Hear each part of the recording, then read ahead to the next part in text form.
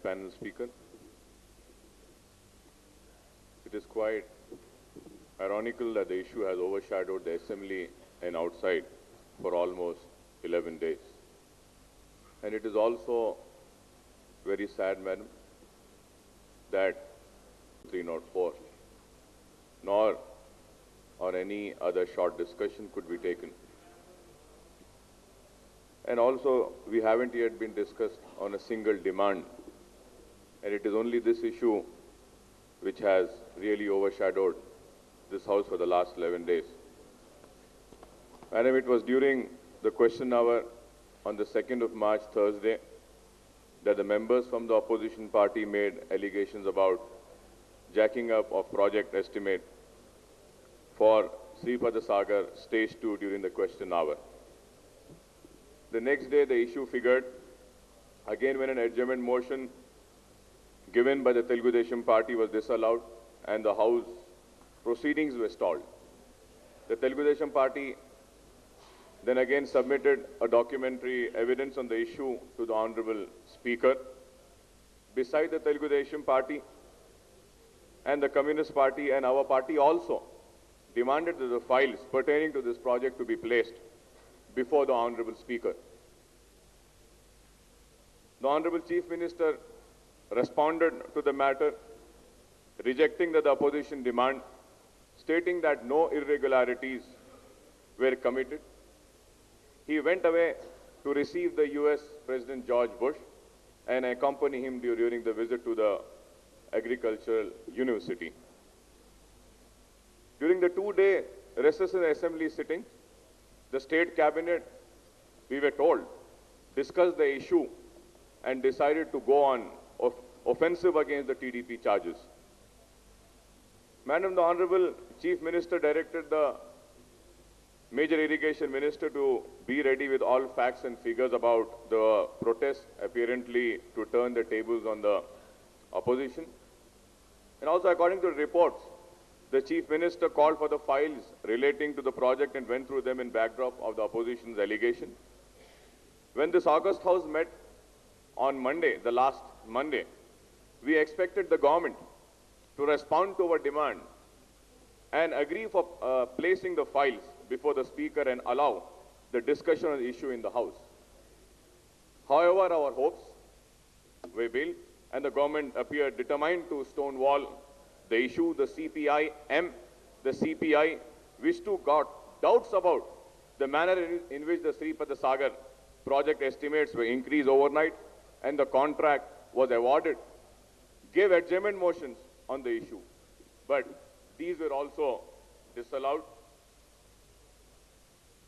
When the opposition felt agitated, the Honorable Legislative Affairs Minister, Mr. Roshaya Sahab, told the House that under the rule of Information Act, the opposition party should apply for the files. And the government was bound to place the records before the Speaker. Madam, this government talks about the Right of Information Act and putting all the files information of various departments on the state government website, aponline.gov.in and ap.gov.in. Most of the government departments have their own websites. But the present government has closed down the Irrigation and Command Area Development Department website which exists during the previous regime. Now the question is why that website has been shut down, why that website has been closed. Moreover, the information for the public under the Right of Information Act has been placed on websites of various departments.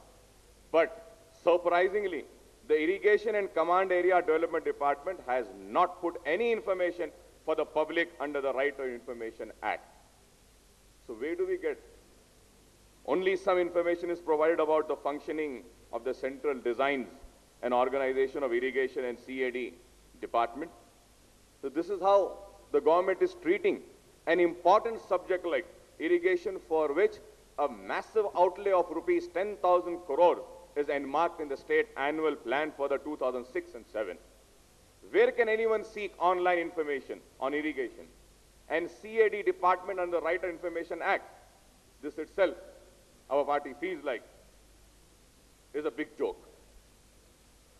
Madam, we also insisted on a proper response from the government, but instead, we were all suspended from the House for 2 days.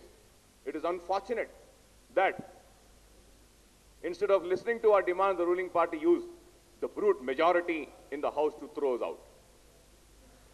This is also unfortunate that while resorting to the action, the ruling party did not take any distinction between the real opponents and the allies.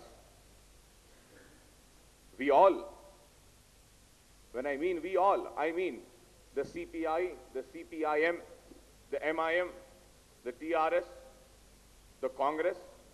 We all fought the 2004 elections together against the communal forces. We all fought. But it is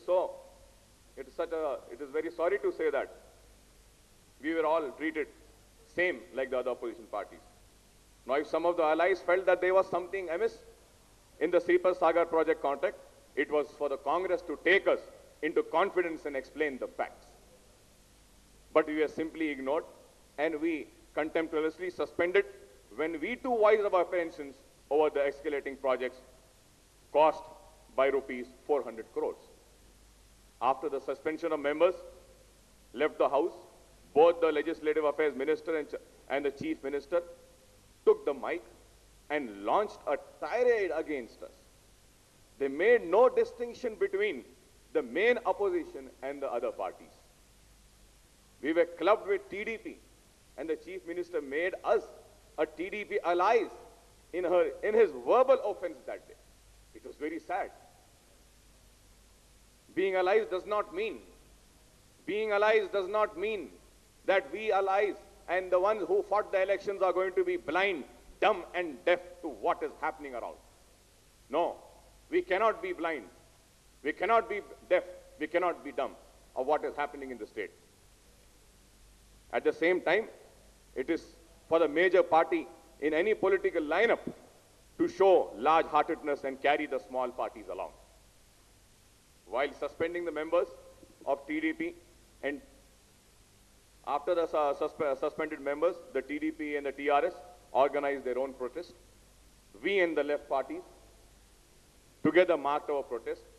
The next day, the suspension was not revoked, as is the usual practice, I would say. We were kept out of the House.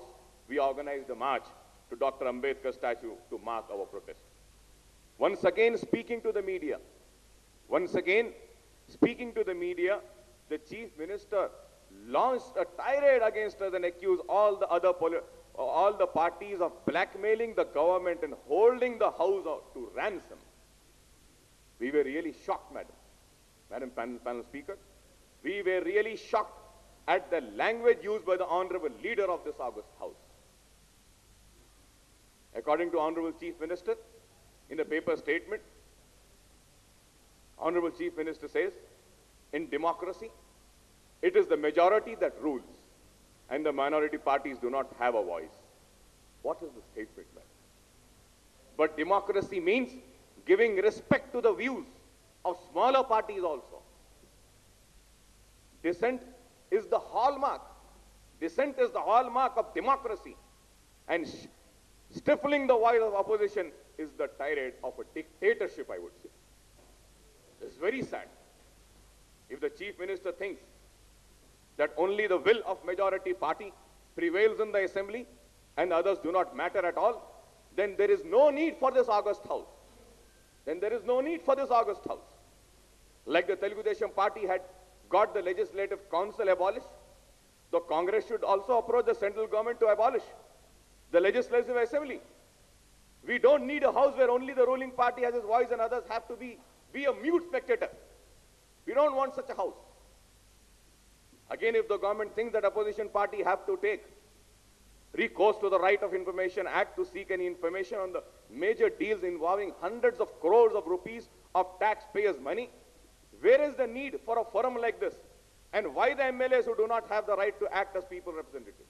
Why then? Why the MLAs? We have a question hour. We have a question hour. In question hour, we ask questions. Then again, if the question arises, okay, why put a question? You have a right of information, go to the right of information and ask your questions there. This is not a right practice, I would say. Now, coming to the opposition charges and the government response, as spelt on the note on Sriramsagar Project, circulated by the government, I would like to make few observations, madam. There are a lot of papers which needs to be discussed. Lot of allegations have been made. Without going into whether it is true or false, right or wrong, signed or unsigned. But, Madam Panel Speaker, the note that which we were given, there isn't any signature in this also. Name, there isn't any signature. Fine, whatever it is. But the question arises, why has there been an escalation? Why it has been increased? If I would like to know, when the Honorable Minister rises to give me a reply, was the width increased? Was the length increased? Was the depth increased? Or was the steel increased for the price to be increased? This has to be made very clear. I do not know, but there are many papers. I also have the booklets. One estimate of 1366 crores and also another estimate of 1757.18 crores. And also there are a lot of other documents also here which needs to be addressed. I was given by my honorable friends from the opposition party. The documents was given, and that's what, sir. That's what I'm coming to it, sir. So that is the reason I'm coming to it, madam. That's the reason I said I was given the papers by my friends from the opposition parties, and that is the reason what I'm saying. Why we CPI, CPM, and MIM are demanding the files to be placed is this reason only. When you yourself say that the papers given by my learned friends of opposition are forged documents, are wrong documents, it's all made up. So let all the political parties decide, let the files be placed in the chamber of the speaker and let the people know as to who's right and wrong. This is why. And as to what has been pointed out in these books, nothing seems to be changed. I do not know as to what is right or wrong. But still, about the steel also it is there. About